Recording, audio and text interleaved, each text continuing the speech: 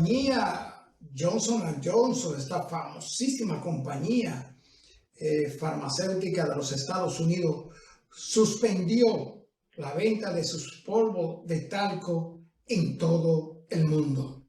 Amigos, y el señor presidente de la República, licenciado Luis Abinader Corona, ratificó al licenciado Héctor Valdés Albizu en el Banco Central. Se recuerda que el licenciado Albizu comenzó su labor en el Banco Central por ahí, por los años de 1970. Amigos, saben ustedes que transmitimos a través de Carivisión, canales 26 de Claro, Altiz, 22 de Aster, y que estamos en todas las redes sociales. Estamos en Instagram como @consultapar, en Twitter @consultapar, nuestro canal de YouTube, Consulta Participativa, al que le pedimos que vayan a YouTube, activen la campanita y se suscriban a nuestro canal para que reciban todo el contenido de Consulta Participativa de manera directa y especial. También, amigos, estamos en nuestra dirección electrónica, consultaparticipativa@gmail.com. En Facebook, Consulta Participativa. Amigos, y nuestro número de WhatsApp, nuestro número de contacto, 809-769-4500. Llámenos, escríbanos, hagan sus sugerencias y preguntas que de seguro serán complacidos. Amigos, nosotros vamos a una pequeña pausa y retornamos de inmediato con nuestros comentarios.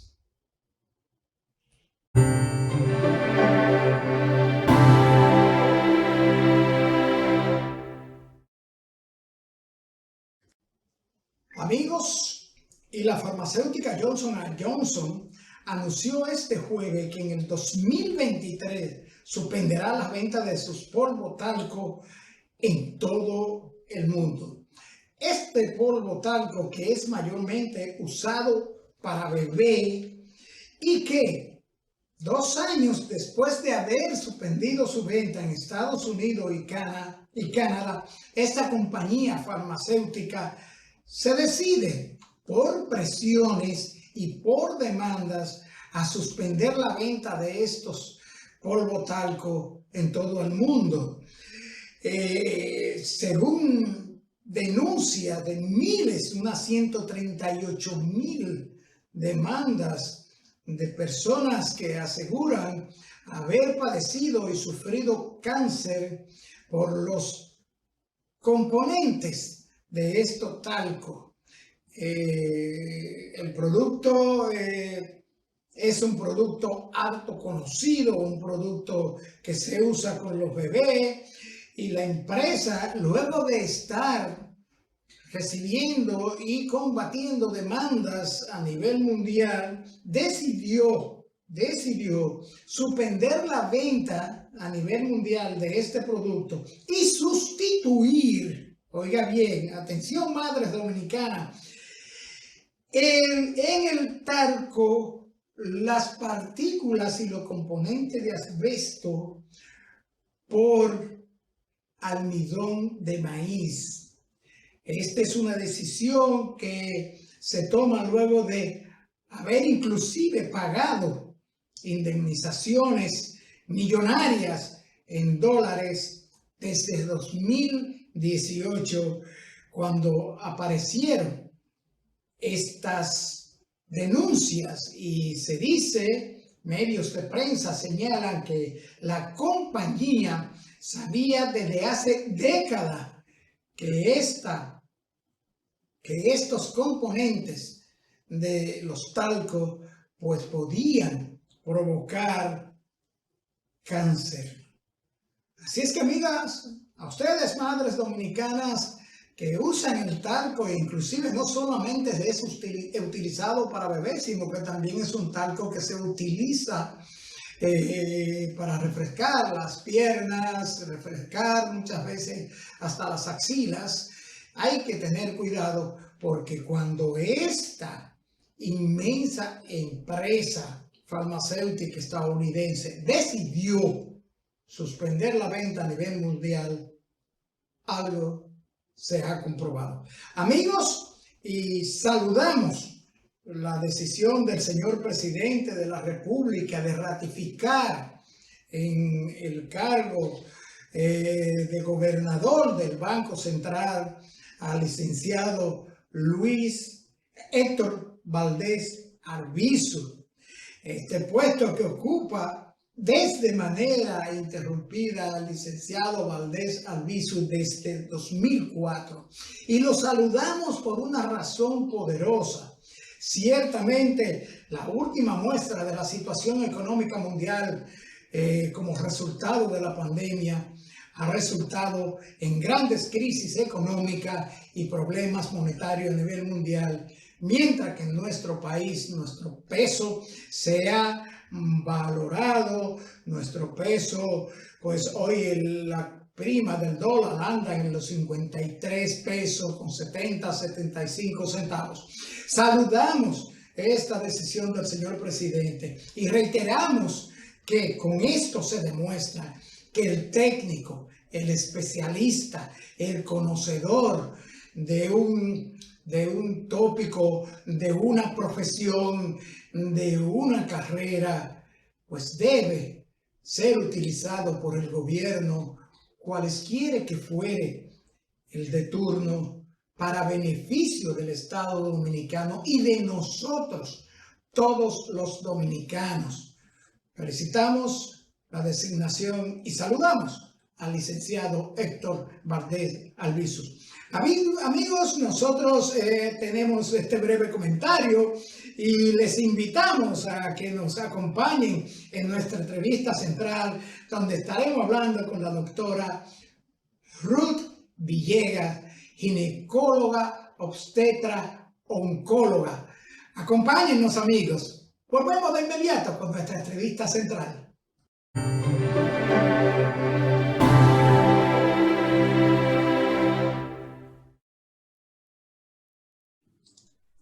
Bien, amigos televidentes, como les decía, hoy tenemos en consulta participativa a una médico, ginecóloga, obstetra, ginecóloga, oncóloga. Nos referimos a la doctora Ruth Villegas, a quien le damos la bienvenida a esta consulta participativa. Muy buenos días, muchísimas gracias por la invitación. Para mí es un gran honor estar aquí compartiendo con ustedes. Gracias, doctora. El honor es de consulta participativa, porque le soy sincero, sus referencias, el alcance que tiene, doctora Villegas, el trato suyo con sus pacientes, la comunicación con sus pacientes, y sobre todo resaltó una paciente suya, la paciencia que ha tenido esa doctora conmigo. Lo hicieron, doctora, salir a buscarla. Bienvenida una vez más y vamos entonces, doctora, a entrar en materia. Muchas gracias. Doctora, sabemos y que hemos oído mucho sobre ginecología, obstetricia y ginecología oncóloga, pero vamos a iniciar diciendo, ¿qué patologías trata un ginecólogo obstetra? ¿Cuáles son las patologías ginecológicas que trata el ginecólogo? Bueno, de primera intención, la ginecología, bueno, estudia todo lo que es el tracto genital femenino con su hermano, amigo, que es la obstetricia, entonces ya sería la parte obstétrica. Dentro de las condiciones ginecológicas que podemos tratar están las vaginitis, las vulvovaginitis, que están asociadas a procesos infecciosos. Tenemos los miomas uterinos, que son tumores que son generados del músculo uterino y que generalmente son benignos, aunque hay un % muy mínimo que pudiera asociarse a una degeneración maligna o convertirse a algo maligno. Tenemos ciertos tumores de ovario, como quistes funcionales, quistes que no tienen ningún tipo de asociación con el cáncer, que pueden ser tratados con un ginecólogo, siempre también tomando en cuenta el tamaño de la tumoración y realizando biopsias durante el procedimiento, marcadores tumorales, entonces pudiéramos diferenciar entre una tumoración de ovario benigna y una tumoración maligna. Tenemos también algunas alteraciones vulvares, como son los quistes de Bartolino, que son unas glándulas que se encargan de secretar moco, que se activan, por ejemplo, al momento de la excitación en un acto sexual, que son las encargadas de hacer que la vagina pues lubrique. Muchas veces estas glándulas se tapan y entonces se va a colectar esa secreción mucosa y puede generar mucho dolor, inclusive puede hacer abscesos a nivel de esta área y son condiciones benignas. O sea, doctora, que las patologías de la vagina son muchas Sí, y realmente. tenemos, al usted decirnos de los miomas y esto, varias preguntas. No sabía que a las damas era tan frecuente el Sí, asunto de sangrados vaginales no menstruales. O sea, sí. estas patologías que usted mencionó, ¿cuál de ellas es la que provoca con mayor frecuencia el asunto de los sangrados vaginales no menstruales? Bueno, podemos tener la presencia de miomas, dependiendo de la ubicación de los miomas. Si nosotros nos proyectamos en un útero, ¿verdad? Tenemos tres capas, una capa externa, una intermedia y una interna, que es donde se aloja cuando hay un embarazo, el embrión fecundado ya, ¿verdad? Y también es la capa que va a descamarse cuando no hay un embarazo en cada ciclo menstrual, en cada ciclo de la mujer, va a descamarse y va a desencadenar la menstruación. Cuando estos miomas tienen relación, pueden haber en cualquiera de estas tres capas que he mencionado, estas tres partes del útero, pero cuando específicamente los miomas se ponen en contacto con la capa interna del útero, la estimula, entonces puede presentar procesos de sangrado fuera de la menstruación. También tenemos alteraciones hormonales donde el ciclo que tiene un eje que inicia con el hipotálamo, hipófisis, ovario. Podemos tener alteraciones tipo alteraciones tiroideas que van a hacer una perturbación del ciclo y también podemos tener sangrados no menstruales o sangrados uterinos anormales o disfuncionales, como también se le puede llamar asociado a un componente hormonal. Esas son de las causas más frecuentes que podemos tener de sangrados uterinos anormales. Doctora, usted menciona, no sabíamos, confesamos, el asunto de la relación tiroidal, del tiroide y el sangrado Sí. vaginal en la mujer. Ese sangrado provocado no por una afección interna de la vagina, ni infección, ni presencia de tumor, sino una relación tiroide-vagina. Ese sangrado es tan pernicioso como sangrados provocados por patologías. Y una pregunta que no se nos puede quedar es, ¿este sangrado relacionado con la tiroides puede impedir el embarazo y o si hay embarazo puede provocar el aborto? Claro, claro que sí. La tiroides tiene una relación directa prácticamente con toda la función de nuestro cuerpo, porque es quienes regulan, es como la hemostasia que puede tener nuestro organismo. Tiene problemas ya una paciente que ha tenido alteraciones de tipo sangrado ocasionada por alteraciones de tiroides, es menester, o sea, es una competencia nuestra como ginecobstetra estudiar al paciente que viene con un sangrado uterino anormal y debemos de estudiar el ciclo ovárico, hormonal, inclusive podemos hablar de prolactina que se secreta a nivel de la hipófisis y que tenemos a veces tumorcitos que voy a tener una prolactina elevada y que me va a bloquear automáticamente el ciclo. Si yo tengo una función hormonal desde el eje superior, que sería el hipotálamo, o a nivel de la hipófisis, me va a alterar las hormonas que van a desencadenar o que van a estimular al ovario a que se produzcan los cambios a nivel del endometrio. O sea que de primera instancia no podemos tomar tan a la ligera un sangrado o dar un medicamento sin saber cuál es la causa. Si nosotros detectamos la causa, si es hormonal y esa paciente tiene su tiroides descontrolada, se puede enviar en caso de que no se tenga la pertinencia o el conocimiento para el manejo. Se puede tratar concomitantemente con un endocrinólogo o un ginecólogo endocrinólogo si son alteraciones que sobrepasan mi capacidad, en el sentido de que hay que respetar mucho la parte de que si no es un trastorno que yo tengo la capacidad de resolver, entonces hay especialistas, subespecialistas que van a tratar esta condición mucho mejor que la que pueda tratar yo. Por ejemplo, en el caso de cáncer, hay médicos que pueden llegar hasta un tope o de prevención, pero ya si tú estás viendo que es un cáncer per se, entonces ya hay otro subespecialista que puede tratar a esa paciente, porque lo más importante de esto siempre es el bienestar, el diagnóstico y el tratamiento oportuno de la paciente. Entonces, muchas veces tenemos pacientes que vienen con sangrados irregulares, que tengo 2 años, que tengo 1 año, que vuelvo y sangro. Entonces, no se ha detectado la causa per se. Y muchas veces puede ser trastorno hormonal, pero también puede ser un cáncer de endometrio que esté iniciando.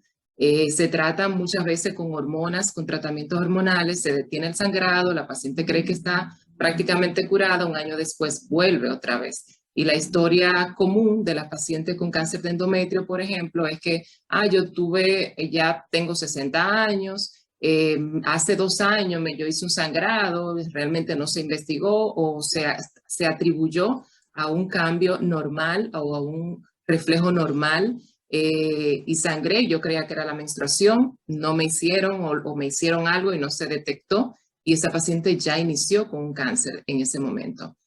Siempre que una paciente tiene un sangrado anormal fuera de su ciclo, porque muchas veces es algo que tú ni siquiera detectas, pero tienes que estudiarla, tienes que estudiar el eje completo, hipotálamo, hipófisis, ovario. Si hay una condición a nivel del endometrio que es llamamos como hiperplasia, que es el engrosamiento continuo de la capa endometrial, generalmente por exposición a los estrógenos sin tener entonces el efecto de la progesterona. Para explicar un poquito mejor, en cada ciclo debe haber un balance. En una primera etapa del ciclo, donde yo voy a tener niveles un poquito elevados de los estrógenos, pero ya a mitad del ciclo comienzo a tener otro tipo de hormonas, se eleva el LH, pero ya después de la ovulación debo de tener concentraciones altas de progesterona. Eso tiene la relación de que si el endometrio se prepara para recibir mensualmente un huevo fecundado, o sea, nosotras nos preparamos mensualmente para embarazarnos. Cuando no tengo el acto sexual en el cual me embaracé o si me estoy utilizando anticonceptivos, entonces ese endometrio se descama y se vuelve a poner fino, entonces debo de tener ese balance. Si la paciente se mantiene en una de las 2 etapas, generalmente en la primera etapa, que son los estrógenos, entonces me va a mantener el endometrio siempre grueso y eso va a producir sangrado. Tenemos que buscar la causa, se hacen biopsias endometriales y de esa forma entonces llegamos al diagnóstico. Doctora, para terminar con esta amiga de consulta participativa, soy paciente de tiroides, de problemas tiroides. He padecido del sangrado por mucho tiempo, por periodos de tiempo. Finalmente, después de 10 años, estoy embarazada y quiero que la doctora me diga qué debo hacer para conservar mi embarazo, cuáles son los riesgos y qué debo evitar. Bueno, aquí lo más importante es mantener esas hormonas tiroideas balanceadas. Va a depender mucho si es un hipotiroidismo o un hipertiroidismo, que se tratan de manera diferente, pero en este caso, si ya logró el embarazo, muchas felicidades, que ojalá tenga feliz término y así esperamos. Entonces, su seguimiento constante con su médico debe estar monitorizado por si no es ginecólogo, endocrinólogo per se, bueno, pues entonces con un ginecólogo, obstetra y un endocrinólogo, que también se pueden dar estas 2 condiciones, pero sí tiene que tener todos los cuidados con su medicación, sobre todo para mantener los niveles hormonales de sus hormonas tiroideas balanceadas, o sea, en valores normales para su condición. Bien, pero sí se bien, puede yo creo tener, que sí se perdón, puede tener. sí puede tener con esa supervisión directa, es un embarazo que se consideraría de alto riesgo. Ella debe de tener una supervisión directa tanto de su obstetra como del endocrinólogo y puede llegar a feliz término. Doctora, creo que ha quedado edificada nuestra amiga televidente. Es una explicación clara y extensa sobre su preocupación y, como usted dijo, deseamos que su embarazo llegue a feliz término con la ayuda del divino. Dios. Doctora, brevemente y antes de entrar en el tema del cáncer, háblanos un poquito de las infecciones vaginales, que no sabía que había tantas infecciones vaginales en nuestra población femenina. Háblanos un poquito de estas, ¿cuáles son estas infecciones vaginales más perniciosas, más comunes y de más rápida transmisión? Bueno, nosotros tenemos condiciones producidas por hongos, producidas por bacterias en la vagina.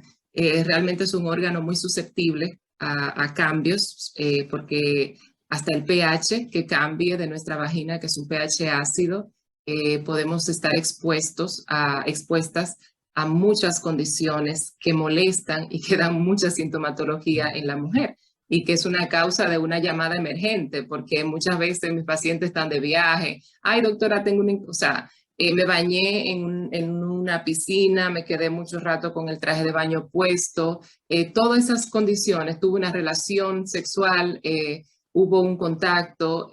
Todas esas son condiciones que pueden llegar a tener una infección vaginal, una irritación, dependiendo lo que la cause. Entonces nosotros vamos a tratar. Dentro de las condiciones más frecuentes tenemos las cándidas, las tricomonas, la gardnerella, que son infecciones que producen muchos síntomas, y siempre le hago el énfasis, y voy a hacer un comentario un poquito jocoso, y es que muchas pacientes, muchas mujeres por desconocimiento desde nuestras generaciones pasadas, utilizaban el hábito de que me llegaba la menstruación y me pongo un óvulo para limpiarme.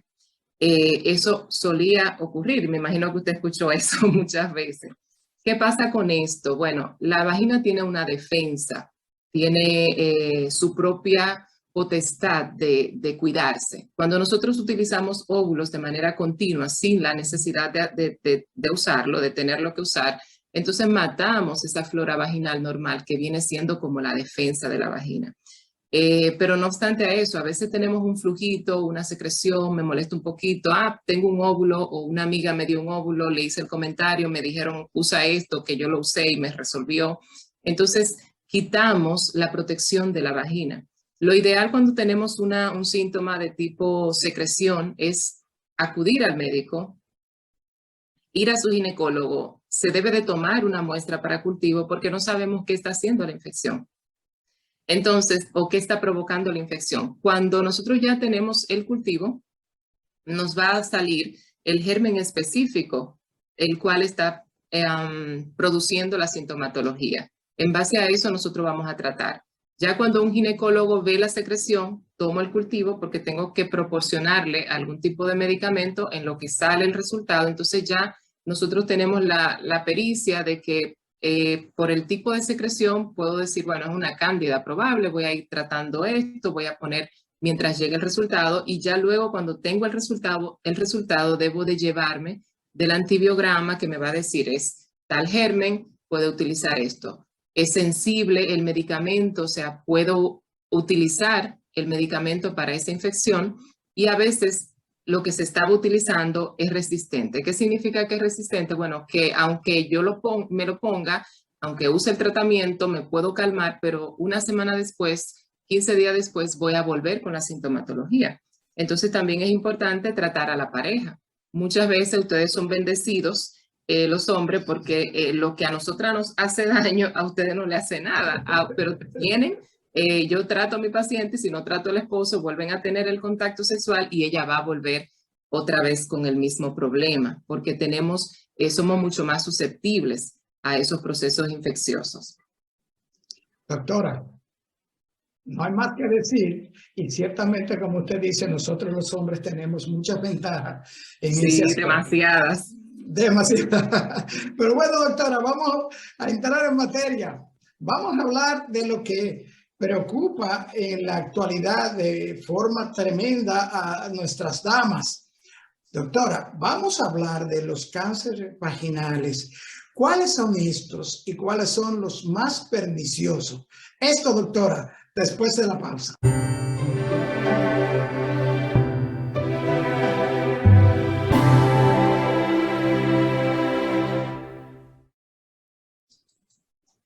Doctora, antes de ir a la pausa, le dejaba en el aire la pregunta que es de mayor preocupación en estos días en nuestra población femenina, el asunto de los cánceres vaginales. ¿Cuáles son estos? ¿Cuáles son los más difíciles de tratar y cuáles son los que pueden conducir inclusive a un final fatal? Bien. La palabra cáncer es una palabra muy fuerte, muy chocante, muy impactante. De hecho, cuando decidí, me enamoré de la ginecología oncológica, fue precisamente por la parte preventiva, que uno pudiera llegar temprano al diagnóstico y que se pudiera ofertar una calidad de vida a esa paciente que ya no está tan temprano en su proceso de enfermedad. Todos pudieran terminar, el más simple, no creo que haya un cáncer simple, pudieran terminar desencadenar la muerte. Depende mucho en el estadio en que encontremos la enfermedad. Los cánceres ginecológicos engloban una gran cantidad de cáncer que afectan directamente al aparato reproductor de la mujer. Podemos tener cáncer de ovario, podemos tener cáncer de trompa, si lo estoy haciendo como de adentro hacia afuera, ovario, trompa, que son los anexos, podemos tener cáncer de útero, podemos tener cáncer de endometrio, podemos tener cáncer cérvico-uterino, podemos tener cáncer de vagina y podemos tener cáncer de vulva. Hay otro cáncer que nos compete, que nos afecta considerablemente y es el cáncer de mama, pero por su ubicación no está englobado como cáncer ginecológico, pero es inclusive el principal cáncer, el más frecuente actualmente en países como el nuestro, el cáncer de mama. Seguido por el cáncer cérvico-uterino, que es el cáncer del cuello de la matriz, como comúnmente se le conoce. Una diferencia importante entre el cáncer para la frecuencia, porque muchas veces hemos tenido, hace ya varios años no estamos con cáncer de cervix en primer lugar, pero en años anteriores sí llegamos a tener cáncer de cervix por encima de cáncer de mama. Ahora en día, como se ha estado haciendo tantas campañas, que yo pido a Dios de que en algún momento se hagan campañas también de esa forma para cáncer de cervix, que es mucho más fácil de prevenir, porque en mama tenemos condiciones que no podemos predecir. Yo no te podría decir qué paciente puede o no desencadenar un cáncer de mama. Sí puedo identificar factores de riesgo para yo decir, bueno, tú tienes riesgo alto, elevado, tal vez para una condición de cáncer de mama, pero en cáncer de cervix es un cáncer totalmente prevenible.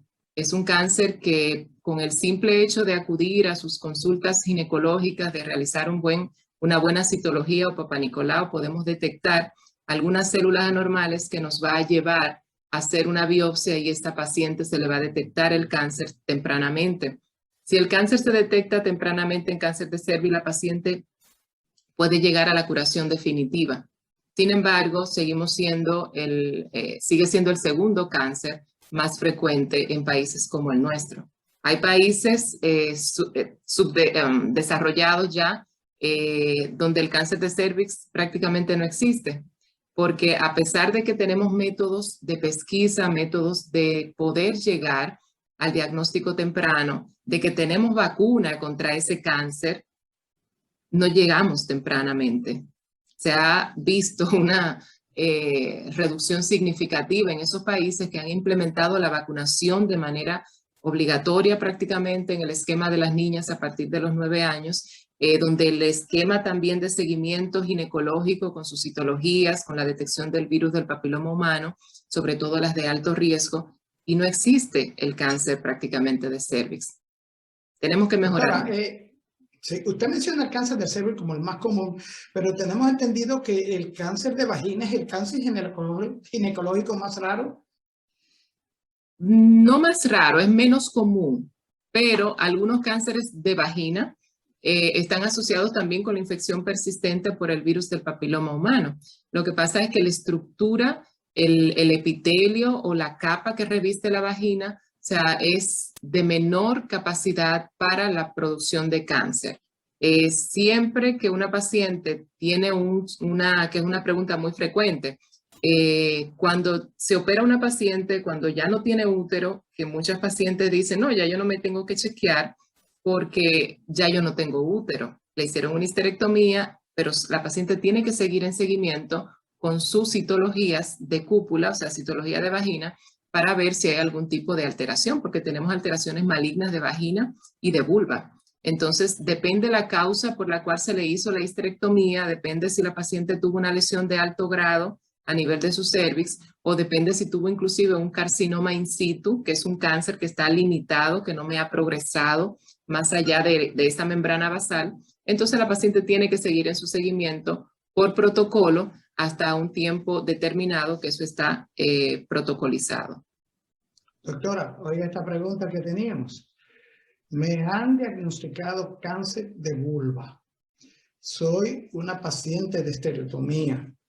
Jamás pensé que iba a tener, después de este procedimiento ginecológico, problemas en mi genital. Doctora, ¿cómo puedo superar este cáncer de vulva que me tiene avergonzada, sustraída y depresiva? Sí, realmente el apoyo que necesitan nuestros pacientes con cáncer, y tal vez ahí fue parte del referimiento de lo que le dijeron de mí, y es que debemos de ser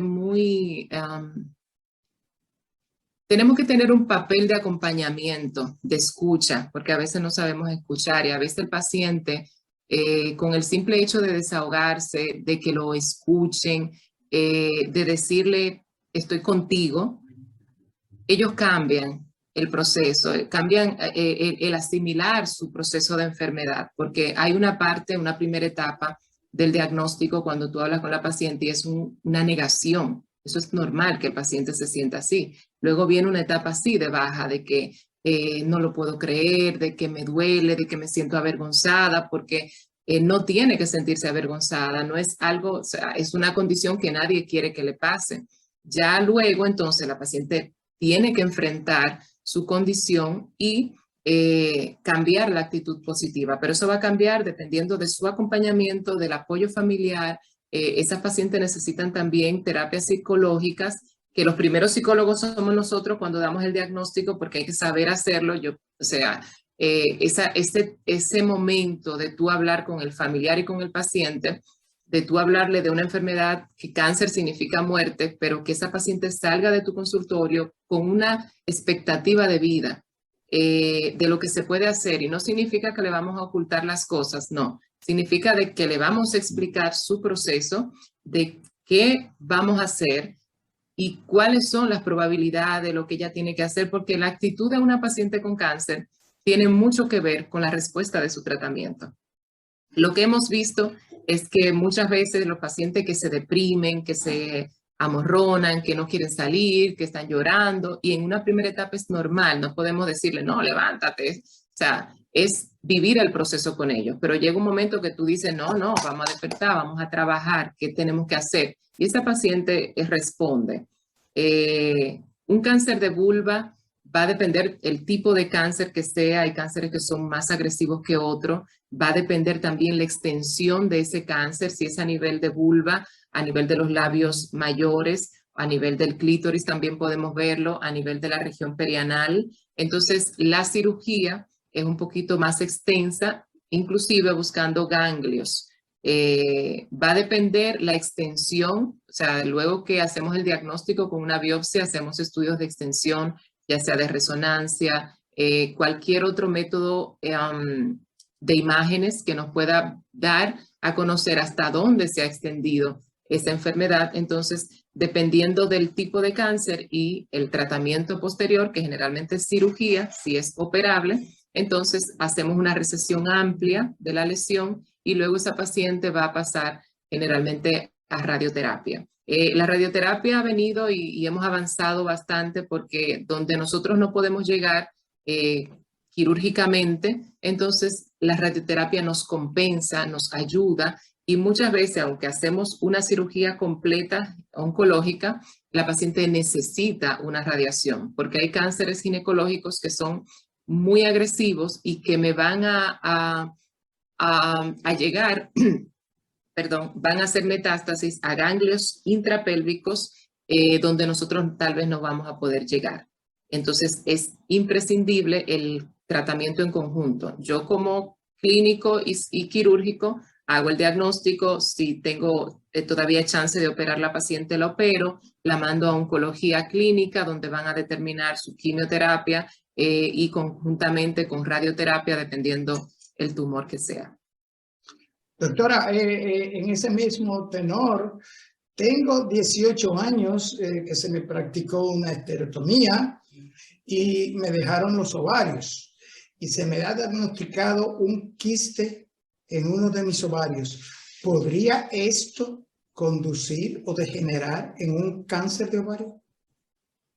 El cáncer de ovario realmente es un reto para nosotros porque hasta el sol de hoy no tenemos una pesquisa, un estudio de imagen o un marcador tumoral que yo diga, te lo voy a hacer cada 6 meses y me va a dar una probabilidad de que tú vayas a tener cáncer de ovario. Es un cáncer que lamentablemente cuando da síntomas es porque ya está avanzado, es porque ya tengo una paciente con una distensión abdominal, es porque tengo ya una masa en ovario que me ha hecho metástasis. Es el cáncer que más letalidad, que más muerte causa en las mujeres, porque la diagnosticamos generalmente tarde. Entonces, esa paciente tal vez la dejaron sus ovarios porque cuando le hicieron la histerectomía todavía estaba en una edad joven, en una edad donde los ovarios, sus hormonas ováricas eran necesarias para ella desde el punto de vista óseo, desde el punto de vista cardiovascular, porque cuando hacemos una histerectomía en una paciente joven donde tenemos que quitar los ovarios, supongamos 30 años, donde hay condiciones que lo han ameritado, por ejemplo, de cáncer, o una paciente que tuvo una condición, esa paciente con 30 años entró en menopausia, con todas las condiciones que trae los sofocos, los calores, más riesgo cardiovascular, más riesgo de osteoporosis, y todo ese tipo de cosas. O sea que depende la edad en la cual hicieron la histerectomía.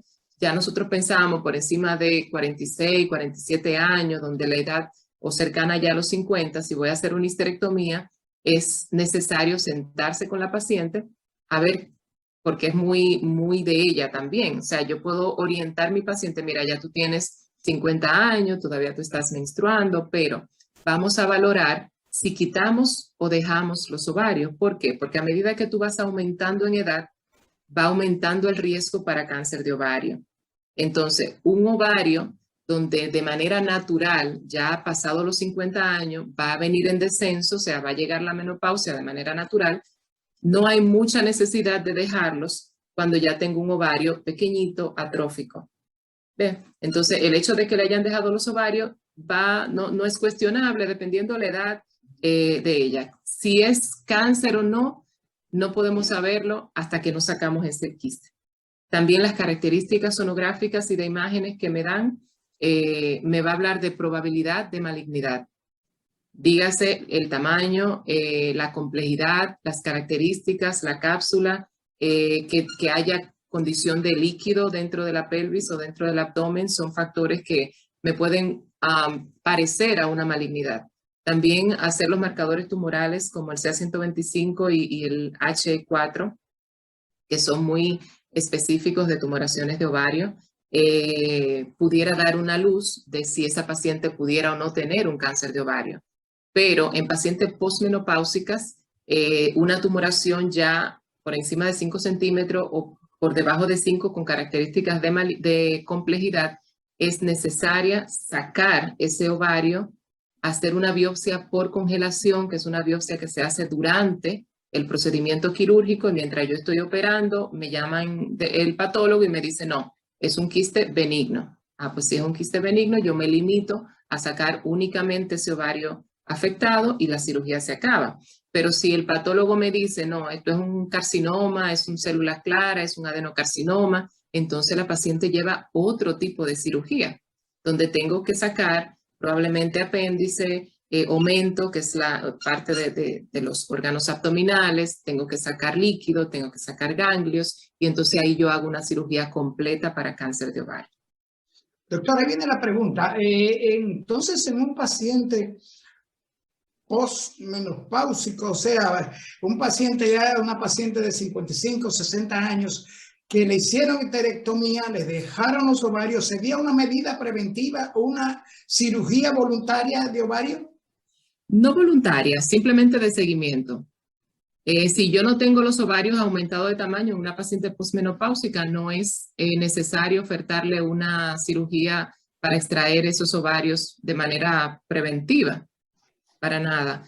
Si los ovarios se mantienen pequeños, que lo vamos a visualizar por sonografía, entonces no hay necesidad. Ahora, no debe haber crecimiento ovárico en una paciente posmenopáusica, porque lo que la mantiene grande o de su tamaño normal, un ovario normal mide 3 por 2 por 1 centímetro.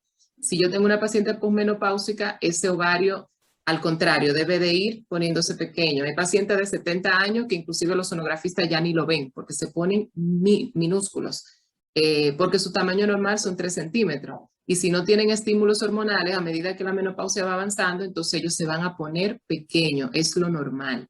Si tengo una paciente de 70 años con un ovario de 7 centímetros, eso es maligno hasta que se demuestre lo contrario, porque debería de estar pequeño. No hay un estímulo hormonal que me lo ponga grande. Oiga esto, doctora, para cerrar, que nos están haciendo seña producción. Doctora, dos cosas. Primero, esta pregunta.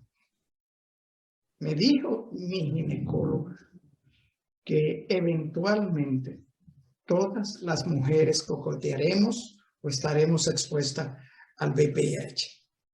¿Qué hacer para evitarlo? Y segundo, dígale a las amigas televidentes de Consulta Participativa dónde pueden encontrar a la doctora Villegas. Ok. Mira, el 80% de las pacientes que estamos o que hemos estado sexualmente activas, tal vez ya hemos estado en contacto con el virus del papiloma humano porque es la infección de transmisión sexual más frecuente. El contacto sexual, bueno, ¿qué es lo peculiar del virus del papiloma humano? Bueno, que así como se transmite, también lo eliminamos. Es un virus que el sistema inmunológico es capaz de eliminar el virus. O sea, si tenemos la defensa alta, como decimos comúnmente, el virus generalmente se va. ¿Cuál es el problema? Que hay cepas de alto riesgo y de bajo riesgo. Y dependiendo de mi condición inmunológica, va a aprovecharse ese virus de quedarse en mí. Si son cepas de bajo riesgo, que son las que se relacionan con verrugas genitales, entonces me van a aparecer verruguitas, tanto en cervix o en vagina o en la vulva, generalmente porque es el roce constante durante la relación sexual. Cuando tengo entonces la de alto riesgo, puedo tener predisposición al cáncer. Pero si yo tengo el seguimiento oportuno, no va a desarrollar el cáncer necesariamente. Y es un tema que hay que discutirlo, hay que hablarlo, porque entienden que, que el virus del papiloma humano, no, lo que tenemos que aprender y saber qué es lo que me produce, dónde puedo llegar, pero el médico tiene todo el chance de llegar antes de que se produzca el cáncer, si la paciente acude a tiempo. El seguimiento es oportuno, es protocolo. Si me sale esto, hago esto. Si no me sale, pues sigo en seguimiento. Y me da el chance de poder evaluar inclusive las cepas específicas que tiene la paciente de alto riesgo. Hay exámenes que te lo dicen. La infección permanente, constante, entonces sí me puede desarrollar el cáncer a largo plazo. No es que voy a estar infectada hoy y mañana me va a dar cáncer, no. A largo plazo, entonces, de una infección persistente que no se va, me puede desarrollar el cáncer. Nosotros estamos en la clínica Abreu. Estamos en horario vespertino a partir de las 2 de la tarde, de lunes a viernes. Y estamos en un centro oncológico en Naco que se llama BRCA, Breast Care Center. Estamos a sus órdenes. Y también, que es algo que me llena de mucha satisfacción, a nivel público estamos en el Hospital de la Mujer Dominicana, en el área de patología cervical. Digo que me llena de mucha satisfacción porque es una población que tal vez no puede llegar a nosotros a nivel privado, pero que la atendemos igual como si estuviera en mi consultorio, desde el punto de vista humano, y porque muchas veces nuestro sistema pues carece de algunas cosas y no podemos hacerla, pero me encanta la parte pública, me encanta dar el servicio a esas pacientes que muchas veces están desorientadas, que no le llega la información igual como las que le llegan a Clínica Abreu o a Braca, y que para mí es algo muy satisfactorio. Bien, doctora, informadas nuestras amigas televidentes. Gracias, doctora, por esta consulta explicativa in extenso de las patologías y los padecimientos cancerosos de la mujer.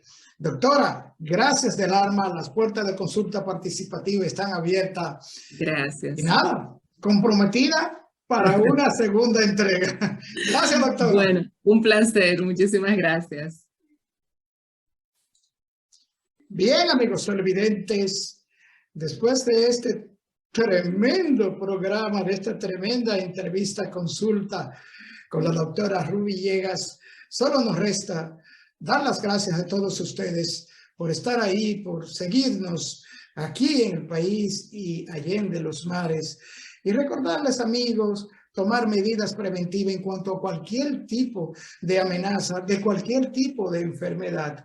En este caso tenemos la viruela símica, tenemos el COVID que todavía está haciendo estrago, y recomendar lo mismo, prevenir, seguir con el asunto en el caso del COVID de lavado de manos, de uso de mascarilla, distanciamiento social en la medida de lo posible, y en el caso de la viruela símica, tratar los contactos y mantener higiene a toda costa.